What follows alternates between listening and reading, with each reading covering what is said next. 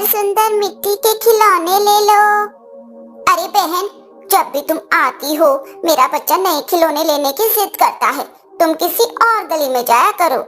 बहन, ऐसे तो सब मना कर देंगे तो हम खिलौने कहाँ बेचेंगे। बच्चों के लिए हम बहुत मेहनत से सुंदर खिलौने बनाते हैं और आप कह रही हैं कि बेचो मत। ऐसा कैसे होगा? अच्छा, तो फिर यह घोड़ा मुझे दे दो, पिछली बार हाथी लिया था। इसी तरह रूपा पूरे गांव में घूम घूम कर खिलौने बेचा करती थी। शाम को जब वो वापस आती है तो वो सारे पैसे अपनी सास को दे देती है। बुढ़िया माई का बेटा सागर एक जमींदार के घर में नौकरी करता था। एक दिन शाम को सागर घर आता है। बेटा, मैंने तुझे कितनी बार कहा है कि कुछ खिलौने जमींदार जी के घर ले जा, क्या पता वो खरीद लें। उनके भी तो बच्चे होंगे। माँ, उनकी 2 बहुएं हैं, लेकिन किसी के भी बच्चे नहीं हैं। दोनों के बच्चे होते हैं लेकिन मर जाते हैं। ये तू क्या कह रहा है? फिर तो वे काफी दुखी होंगे। हाँ माँ, जमींदार को लगता है कि उसका वंश अब खत्म हो जाएगा। तू चिंता मत कर बेटा, कल मैं रूपा को कुछ समझा कर भेजूंगी। तू बस इसे अपनी मालकिन से मिलवा देना। अगले दिन बुढ़िया माई रूपा को सब समझाकर जमींदार के घर भेज देती है। मालकिन, आपकी दोनों बहुओं के बच्चे होके मर जाते हैं, इसके लिए आप इस बार उन्हें अहोई अष्टमी का व्रत करने के लिए बोलना, और जो बच्चे उनके मर गए हैं उतने ही बच्चे मैं मिट्टी के दे जाऊंगी। फिर आप उनके लिए व्रत कर शाम को पूजा करवाना। पूजा के बाद वे दोनों अर्घ देकर भी भोजन ग्रहण न करें। रात के समय अहोई माता के सामने बैठकर अपने मिट्टी के बच्चों की लंबी उम्र के लिए प्रार्थना करें। अगर वे सच्चे मन से प्रार्थना करेंगी तो बच्चे जिंदा हो जाएंगे। अहोई अष्टमी के दिन दोनों बहुएं ऐसी ही करती हैं।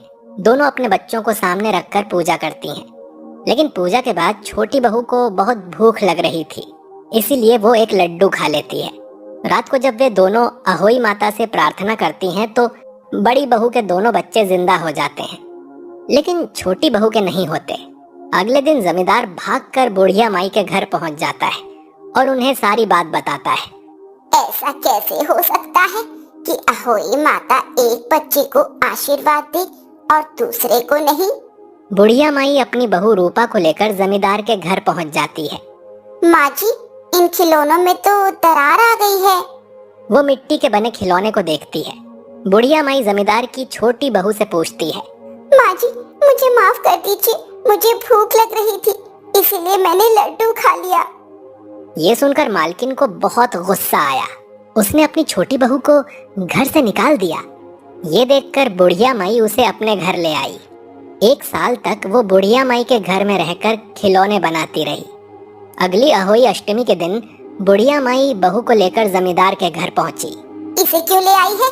हम इसे नहीं रखेंगे। मालकिन, ऐसा ना करें, इस फूल की इसे काफी सजा मिल चुकी है, आज इसे व्रत करने दो। दोनों बहुएं व्रत करती हैं। पूजा के बाद बड़ी बहू व्रत पूरा कर लेती है, लेकिन छोटी बहू माँ से प्रार्थना करने बैठ जाती है।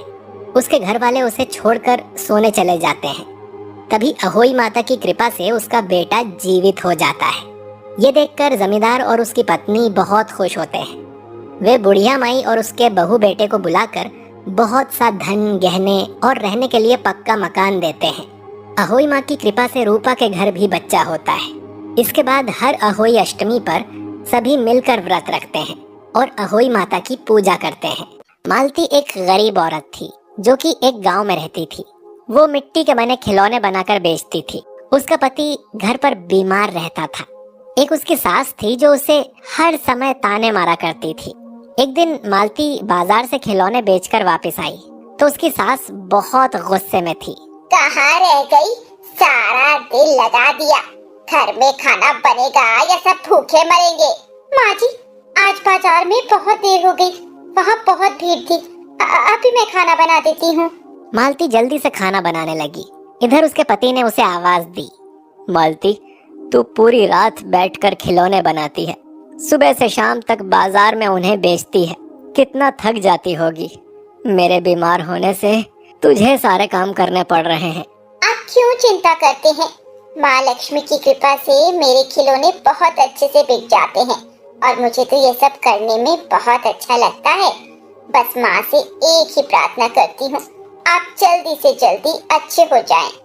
उस दिन रात को मालती जब गणेश जी लक्ष्मी जी की मूर्ति बना रही थी तो उसकी आंखों से आंसू टपकने लगे।